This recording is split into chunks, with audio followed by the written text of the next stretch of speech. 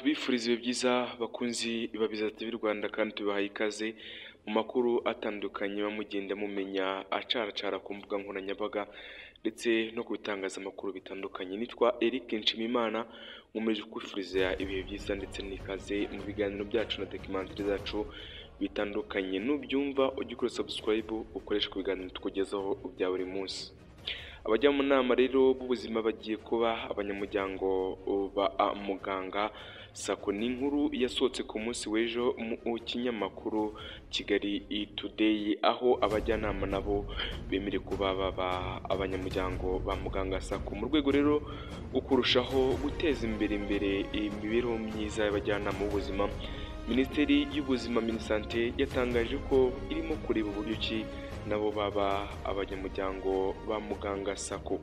Ibi kandi byabaye ku munsi w'ejo, byatangajwe na Minisitiri w'Ubuzima Dr Sabin Nsanzimana kuri uyu wa gatatu tariki 22 Mutarama mwaka 2025, ubwo yagezaga ibisobanuro ku badepite bagize komisiyo y'imiyoborere itandukanye, uburinganire ndetse n'ubwuzuzanye bw'abagabo n'abagore kuri raporo y'ibikorwa remezo by'urwego rw'umuvunyi by'umwaka wa 2023 umwaka wa 2024 ndetse na gahunda y'ibikorwa by'umwaka wa 2025.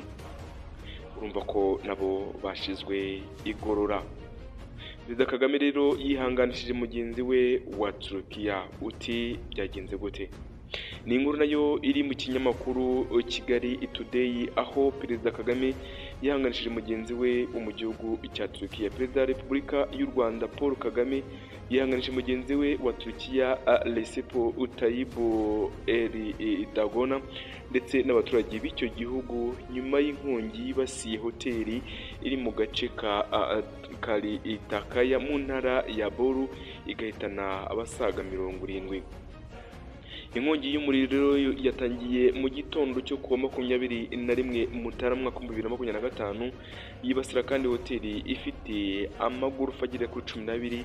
Abenshi bakaba kandi bakomeje kwibaza icyateye inkongi yahitanye abantu bagera kuri 76 bose, ariko ikaba kandi iri imibare y'agateganyo ndetse kandi bakanibaza icyatindije ibikorwa by'ubutabazi.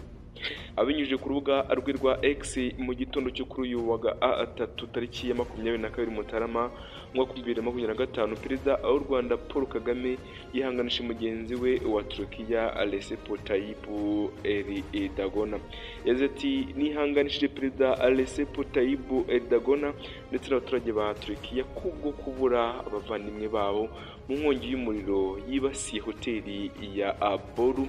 Twifatanyije kandi n'imiryango yabuze ababona bagizweho ingaruka n'iyo nsanganya y'umuriro.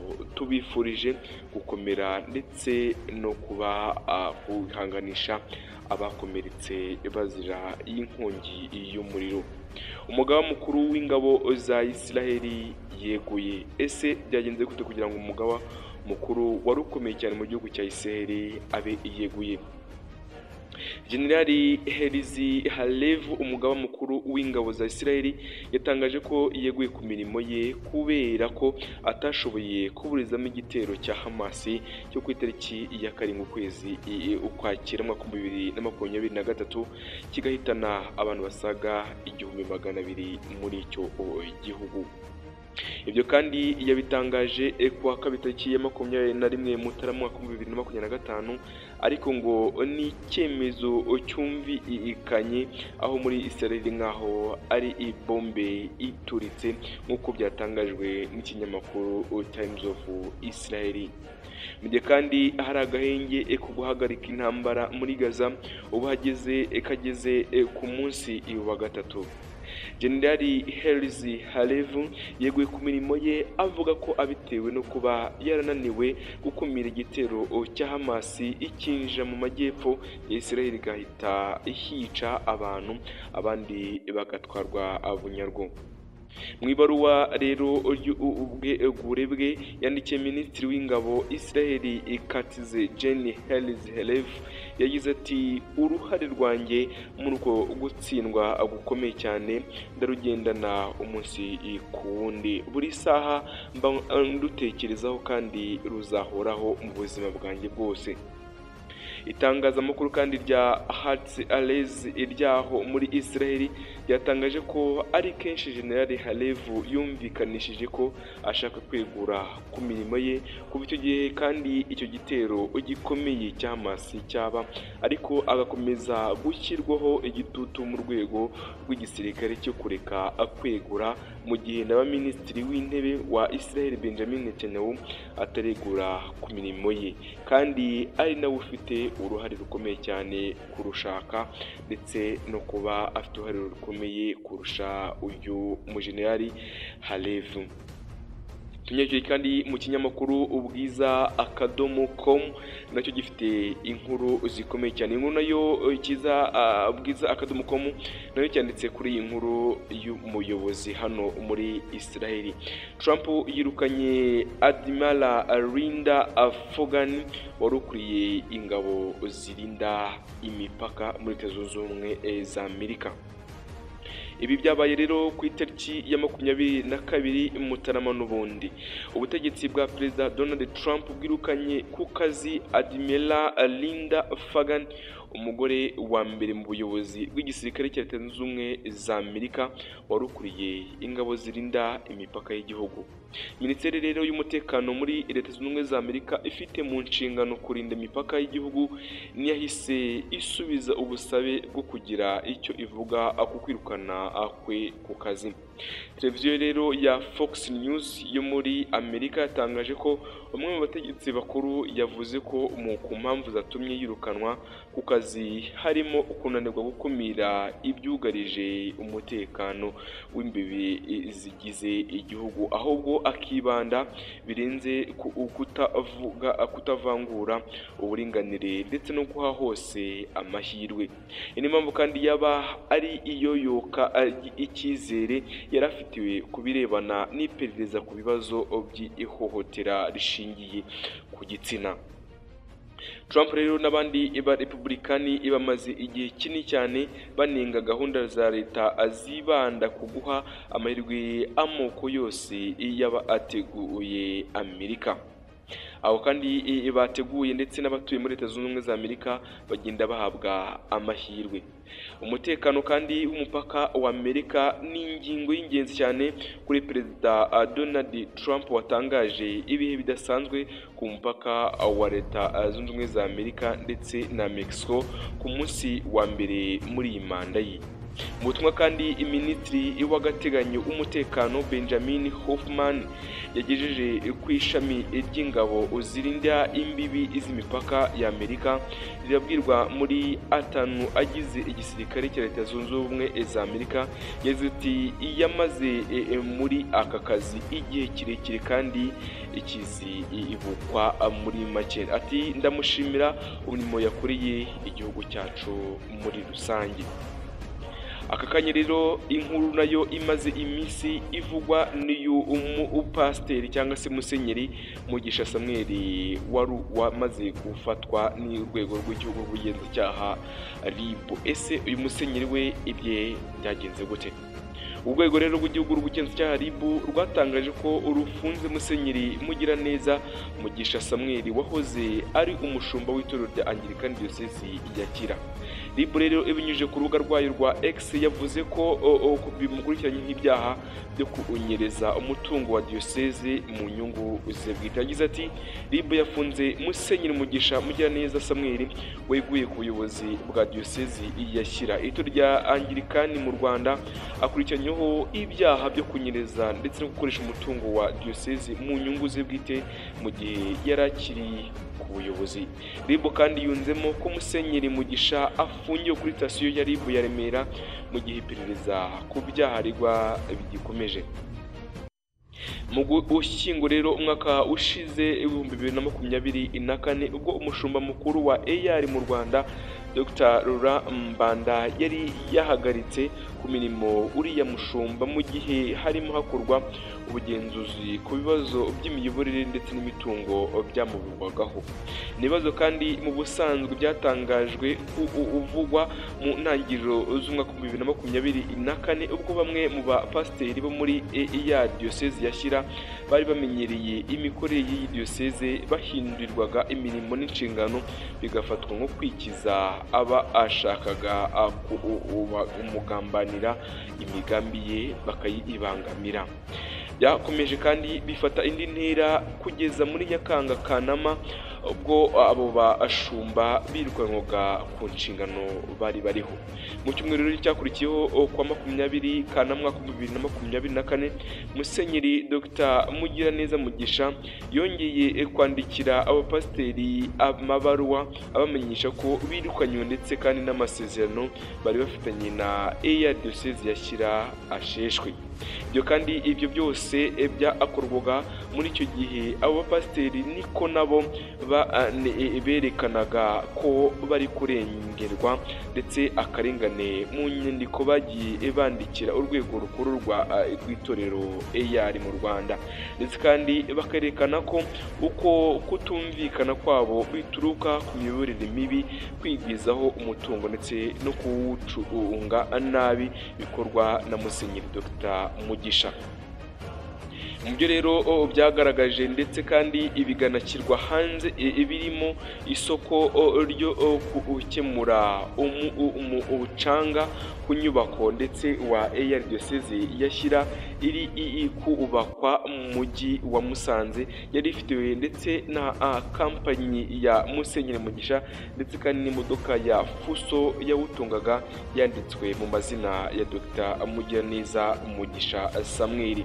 Hari kandi isoko ryo kugemura amagi ibigo byose by'amashuri y'incuke ya EAR diyoseze ya Shyira byari ibyarahawe umugore wa Musenyeri Dr Mugisha, ndetse kandi ayo magi yose yakurwaga mu biraro by'inkoko za Musenyeri Dr Mugiraneza Mugisha Samuel nk'uko abapasiteri birukanywe babivugaga.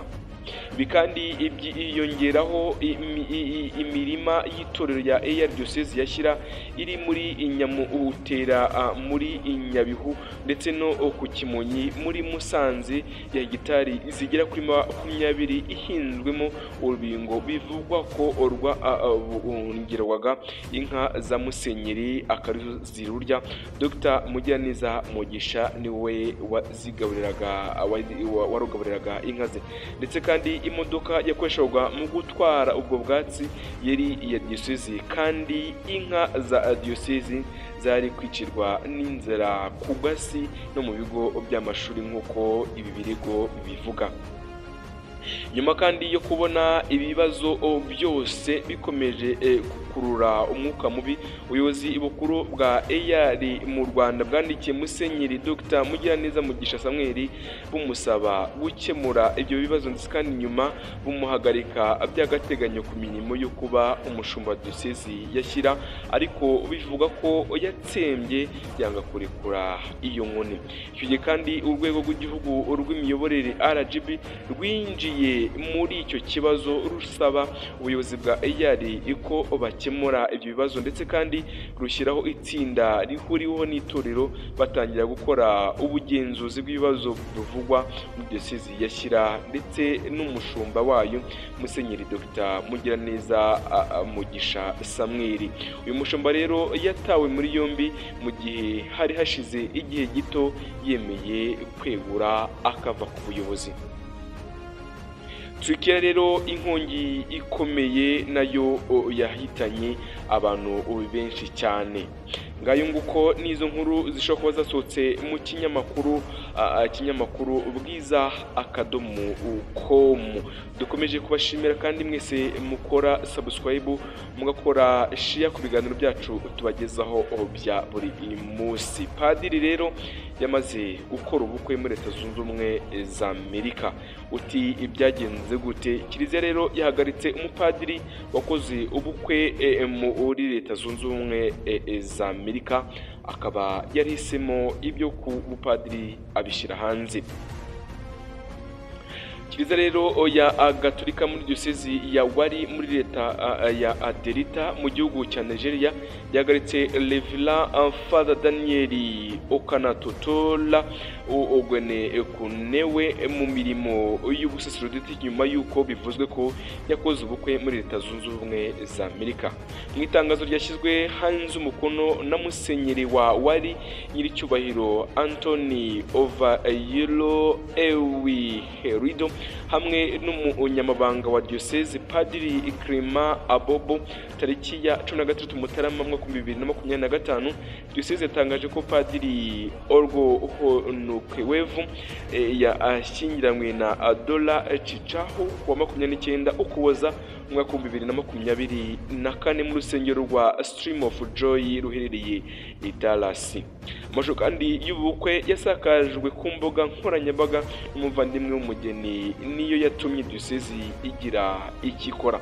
Itakanzu kandi irigira riti itangazo rivuga ko mu gikorwa yakoze Padiri Daniel Okanatotola ogohenurekuwe ahagaritswe guhagarikwa ku mirimo y'ubusaserdoti nk'uko biteganywa na kanoni 1.394 S1. Ngewe musenyeri Anthony Ovanion Edouard ndemeza ko ahagaritswe ku buryo bweruye mu bikorwa byose by'ubusaserdoti. Diocese kandi yanavuze ko Padiri Ogohenerukewe yari yasabye ku 30 ugushyingo 2024 kurekurwa ku nshingano zose zerekeye n'ubusaserdoti, ariko ntiyatanga inyandiko zikenewe ngo hatangizwe icyo gikorwa, ahubwo yihutira gukora ubukwe.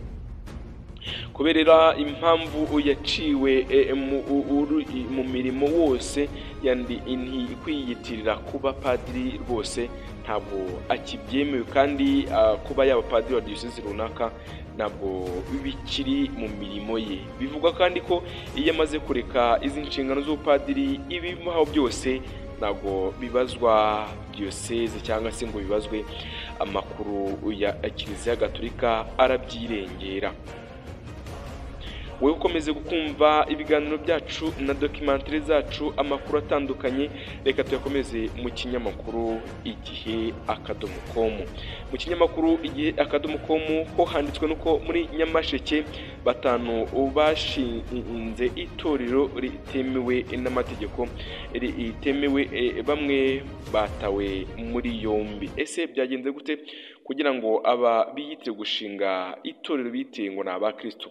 Batanu rero bashinze itorero ritemewe batawe muri yombi. Urwego rw'igihugu kubugenzacyaha RIB ndetse na polisi y'u Rwanda RNP beretse itangazamakuru abantu batanu bo mu karere ka Nyamasheke barimo abagabo batatu ndetse n'abagore babiri bakurikiranyeho icyaha cyo kwigomeka ku buyobozi nyuma yo gufatwa bahinduye urugo rw'umwe muri bo urusengero. Ni ibintu bakoze mu gihe leta igaragaza ko gusengera bigomba gukorerwa mu nsengero zujuje ibisabwa, izi itabyujuje zigafungwa. Ikigo rero cyo kubereka itangazamakuru cyabereye ku biro by'akarere ka Nyamasheke ku 21 Mutarama 2025, cyitabirwa n'abarimo umuvugizi wa RIB Dr Murangira Bitieri, umuvugizi wa Rwanda National Police ICP Boniface Rutikanga ndetse n'umuyobozi w'akarere ka Nyamasheke Mupenzi Narcisse.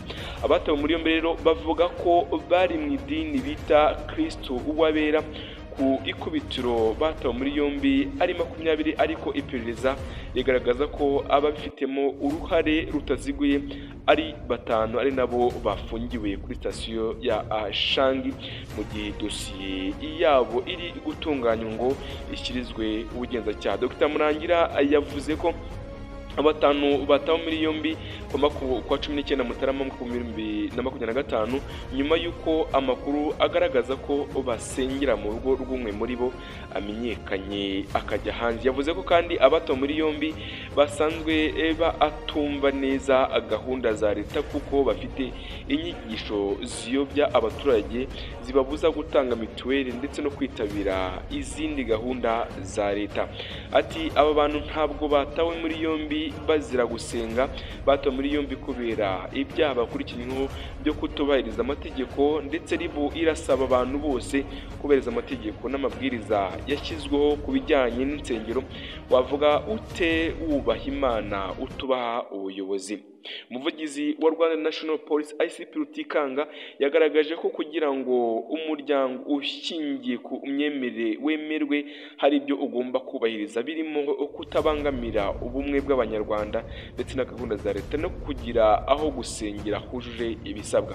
Ati abahisemo gukora ibyabo bo ntibemera ko bagomba gusaba uburenganzira, icyo bemera ni Imana gusa ngo niyo bagomba gusaba.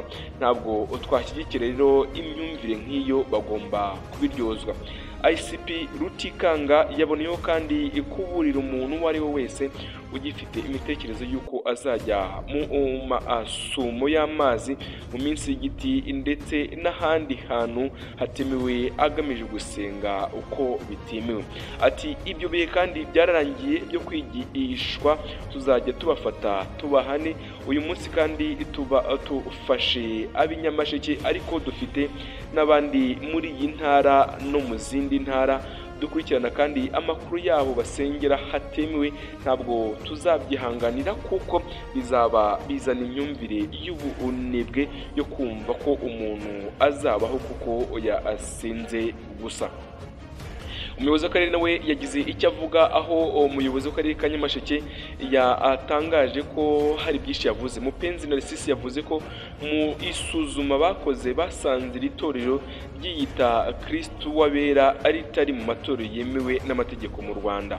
Abatawe muri yombi kandi bakurikiranyweho icyaha cyo kwigomeka ku buyobozi gihanwa n'amategeko y'u Rwanda, ugihamijwe kandi urukiko ahanishwa igifungo kitari munsi y'amezi 6 ariko kitarenze umwaka. Iyi nkuru wayisoma ku gihe.com ukamenya byinshi kuri iyi nkuru muri rusange. Nyaruguru rero urubyiruko rwiteje imbere rubikisha gukora amatarasi y'indinganire. Naho mu gihugu cya Mali inyeshyamba zigambye kubohora umuturage wa Espagne waherukaga gushimutwa. Inkuru nayo iri ku kinyamakuru igihe.com. Mu Rwanda rero kandi nanone hari kubakwa sitasiyo ya mbere mu karere y'imodoka zikoresha amashanyarazi. Inkuru imeze gute? Ni inkuru nayo yasohotse ku munsi w'ejo ku itariki 22 ukwezi kwa mbere.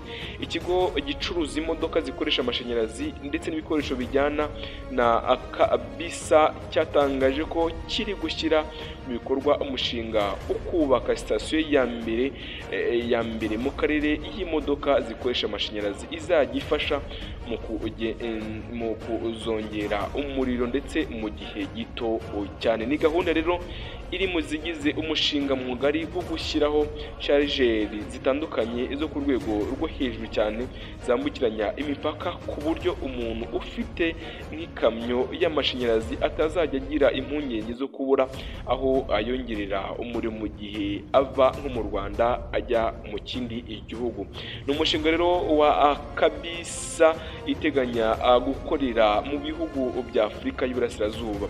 Ku ikubitiro kandi watangiye mu Rwanda, aho mu byumweru 2 imbere hateganya gutaha ku mugaragaro supercharge iri kubakwa i Kanombe. Iyi supercharge kandi izajya itanga umuriro wa kilowati 440 ibe yakongera umuriro imodoka 3 icyarimwe.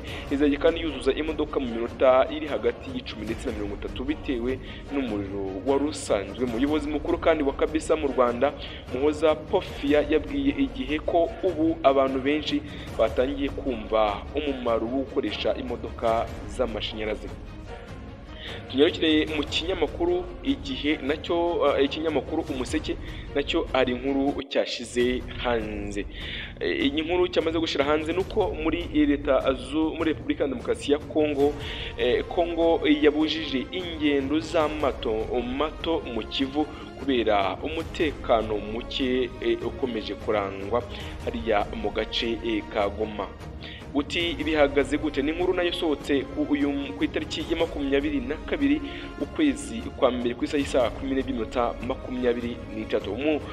Ubutegetsi rero ubutegetsi bwa gisirikare muri Kivu ya ruguru bwabujije urujya n'uruza rw'amato mato cyane akoresha ikiyaga cya Kivu, buze ko ari ubw'impamvu z'umutekano muke mu nkengero za Goma. Bigaragaza ko kandi umujyi wa Goma uzengurutswe n'inyeshyamba za AF na M23 mu mpande hafi ya zose, kuva muri Nyiragongo, Masisi, Minova inyeshyamba ziherutse gufata. Itangazo kandi ry'umuyobozi w'intara ya Kivu ya ruguru Major General Mwami Nkuba Peter rivuga ko kubera umutekano muke mu nkengero z'umujyi wa Goma wateye inyeshyamba za M23 na FC by'umwihariko ku kiyaga cya Kivu, ingendo z'amato mato ku umanywa na nijoro zitemewe, yaba izijya muri Kivu ya ruguru cyangwa se Kivu y'Amajyepfo. Major General Mwami Nkuba Peter mu itangazo ryashyizwe nanone tariki 22 Mutarama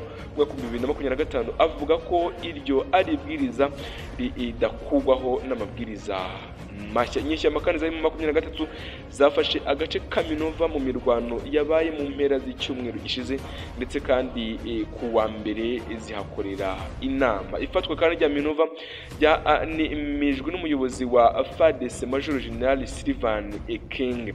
Sosiyete kandi civile muri Kivu y'Amajyepfo yasabye kuwa kabiri Perezida Felix Tshisekedi kureka uruzinduko arimo i Burayi mu nama ibera i Davos mu Busuwisi, akajya ahabera urugamba kugira ngo asubize akanyabugabo mu ngabo za leta. Ibi kandi byatangarijwe i Bukavu ahari icyicaro cy'intara ya Kivu y'Amajyepfo nk'uko bitangazwa na Radio Okapi. Umutwe kandi wa M23 wafashe uduce twa Lumbisi, Numbi, Minova, Burenga, Bweramana ndetse na Kalungu.